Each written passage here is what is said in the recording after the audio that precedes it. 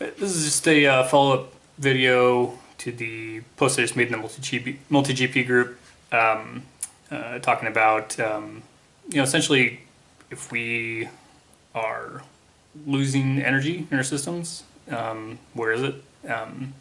What's a likely source? And basically, I was proposing that I think it's just heat. I think we're generating heat in the system, and we haven't really noticed it until now because when we land the quads, everything's doesn't if everything's working properly, then nothing's real hot to the touch or anything like that. And so I think that what's happening there is we are generating heat, and but we're moving so much air over the quad that all that heat's just going into the air, and so we don't really notice it. So it leads us to believe, to think that, oh, well, maybe these things, are actually really efficient after all, and we're not actually generating much heat.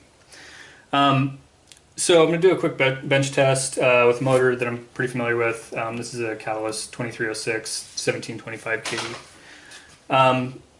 Been flying them a lot lately, and enough to say with confidence that after all the tests I've been running with them, that in the air they just never get hot afterwards. I mean, at least I always check my motor temps after I land, and yeah, they've never been more than warm. So let's run it on the bench under a similar amount of current for some period of time, and let's see if they get any hotter than they are normally after a flight. So let's look at how much current we want to run through it. So if we took a 1050, so we get a 1.05 amp hour battery. That's what I'm using anyway, and I'm draining that in about 2 minutes.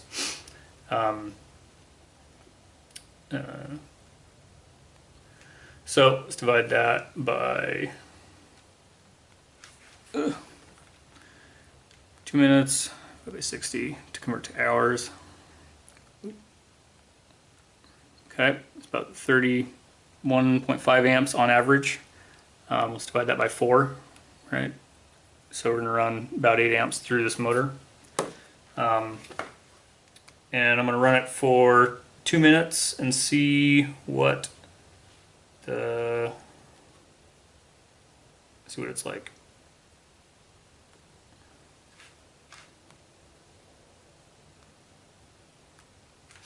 Okay. Everything's on. Let's plug it in. So to start, we're going to use one of these IR temperature gauges. I hate these things, but they do give at least a ballpark answer. I'm not going to go into the details of why I don't like them, but it's good enough for a sanity check. All right, so it's right now starting off at 21C. Okay, we'll see where it is later.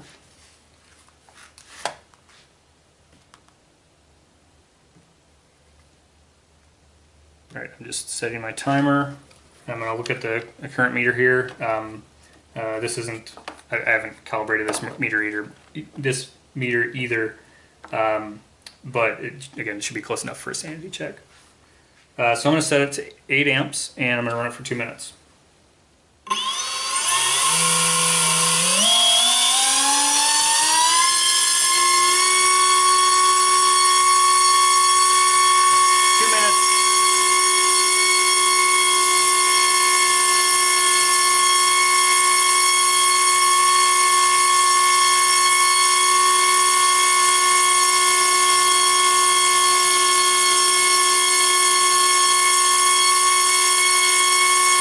About 35C right now.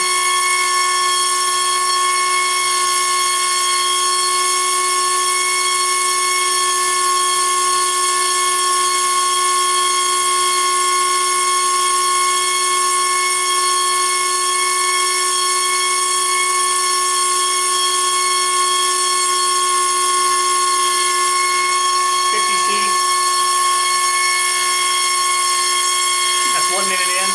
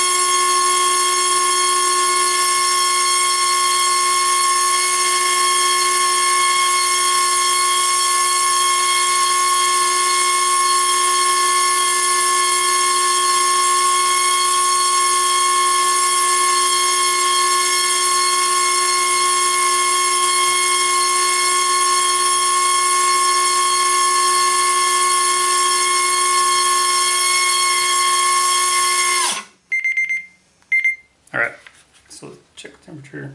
Ow. Yeah, that's definitely hotter than it's ever been after a flight. Okay, let's say I disarmed, landed, I'm walking over to my quad, so I'm not touching it right after, it stopped. So yeah, it's still sitting around 50 C, and it's starting to cool down now. Yeah, so yeah, I definitely say that that's hotter than, certainly hotter than I want it to ever be after a flight. And it's certainly hotter than it's ever been, at least that I've seen in the field.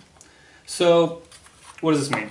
Does that mean that this is proof? This is the thing? No. This is just a clue. This is clue generation, but it's a pretty strong clue that